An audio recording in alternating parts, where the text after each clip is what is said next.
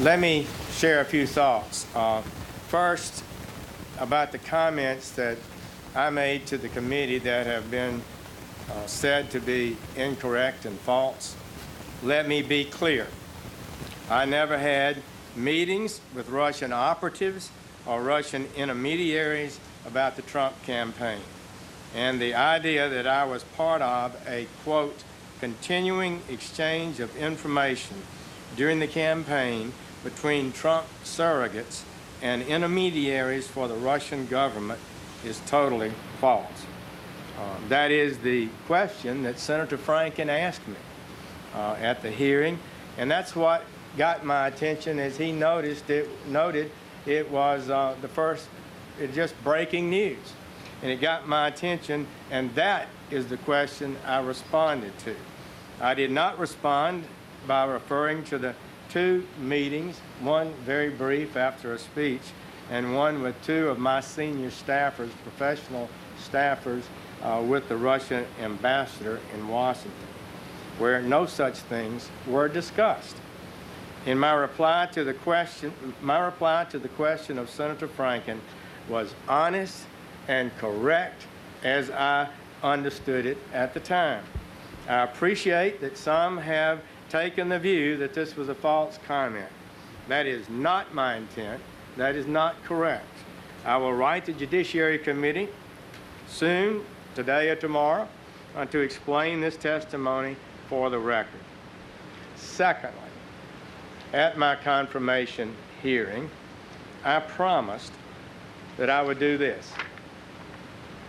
If a specific matter arose where I believed my impartiality might reasonably be questioned, I would consult with the department ethics officials regarding the most appropriate way to proceed, close quote. That's what I told them at the confirmation hearing. I have been here just 3 weeks today. A lot has been happening in this 3-week period. I wish I'd had more of my staff on board, but we're still waiting for confirmation for them. Much has been done, much needs to be done, but I did and have done as I promised. I have met with senior officials shortly after arriving here. We evaluated the rules of ethics and recusal. I have considered the issues at stake. In fact, on Monday of this week, we set a meeting with an eye to a final decision on this question. And on Monday, we set that meeting today. So this was a day that we planned to have a final discussion about handle this. I asked for their candid and honest opinion about what I should do about investigations, certain investigations. And my staff recommended recusal. They said that since I had involvement with the campaign, I should not be involved in any campaign investigation. I have studied the rules and considered their comments and evaluation. I believe those recommendations are right and just. Therefore, I have recused myself in the matters that deal with the Trump campaign. The exact language of that recusal is in the press release that we will give to you. I've said this, quote, I have now decided to recuse myself from any existing or future investigations of any matter relating in any way to the campaigns for President of the United States. I went on to say this announcement should not be interpreted as confirmation of the existence of any investigation or suggestive of the scope of any such investigation, because we in the Department of Justice resist confirming or denying the very existence of investigation. So, in the end, I have followed the right procedure, just as I promised the committee I would, just as I believe any good Attorney General should do. And a proper decision, I believe, has been reached. So I thank you for the opportunity to make those comments and would be pleased to take a few questions. Okay? Just to clear up any confusion over this, could you just explain a little bit about the September 8th meeting, who on your staff was there, and what was discussed with the Russian ambassador?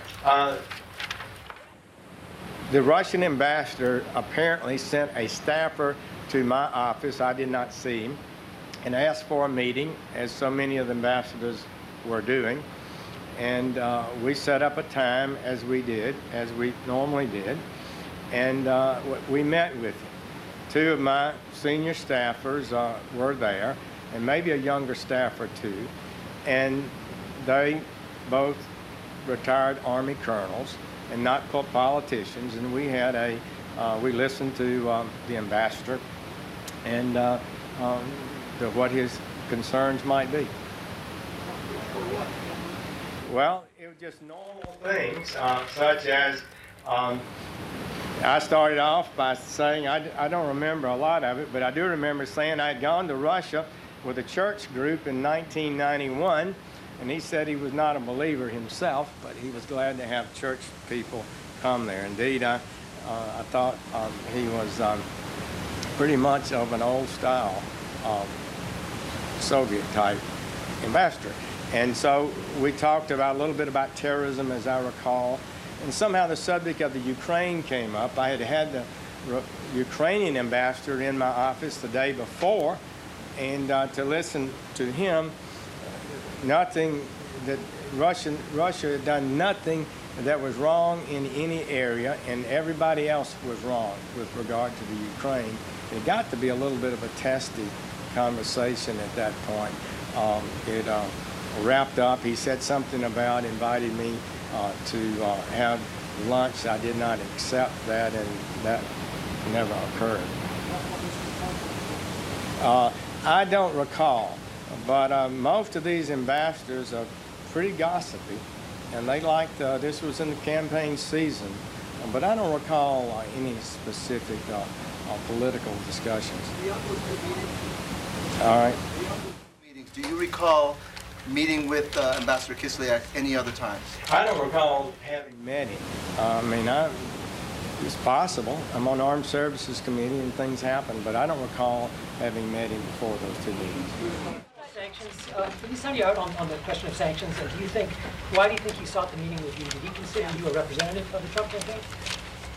I think ambassadors are always out trying to find out things and advance their agenda. Most of the countries that ambassadors I met with, they would lay out the case for Ukraine, would lay out its case, Poland laid out its case, Latvia, Lithuania, Hungary, Japan, Canada, Australia. I met with all of those ambassadors over the year, and so I think that's why they... Did you consult with the White House about your decision? And just to follow on the last question, with hindsight, do you believe that this is a coincidence that the Russians asked you for a meeting, or do you believe you were targeted because it came at the height of Russia's interference, and at the same time, then candidate Trump was giving an interview to RT saying that he didn't believe there was anything to the reported interference? I don't recall and don't have a sense of any connection whatsoever about that. I'm not sure I even knew when we set up the meeting, what was going to be going on in the world at the time. So I can't speak for what the Russian ambassador may have had in his mind. Have you met with any other Russian officials or folks connected to the Russian government since you endorsed Donald Trump? I don't believe so. We meet a lot of people, so. Separate from those two meetings you discussed with the ambassador? I don't believe so. General Sessions, the White House press secretary and the president himself both said today that they think you should not recuse yourself from these investigations. Did you do that? I did share with White House counsel, or my staff has, that I intend to recuse myself this afternoon. But I feel like, because they don't know the rules, the ethics rules. Most people don't. But when you evaluate the rules, I feel like that I should not be involved investigating a campaign I had a role in. One more question and we'll wrap this up. Two questions, if I may. One, you were already considering recusal before today, is that correct? And secondly, when you answered Senator Franken's question, were you just not thinking of the meeting with the Russian ambassador, or did you not consider it relevant?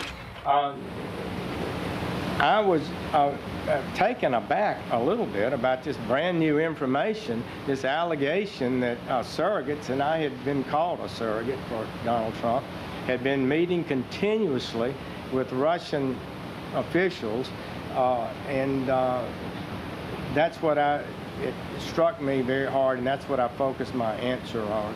And in retrospect, if I should have slowed down and said, but I did meet one Russian official a couple of times, that would be the ambassador. Thank you all. Take care.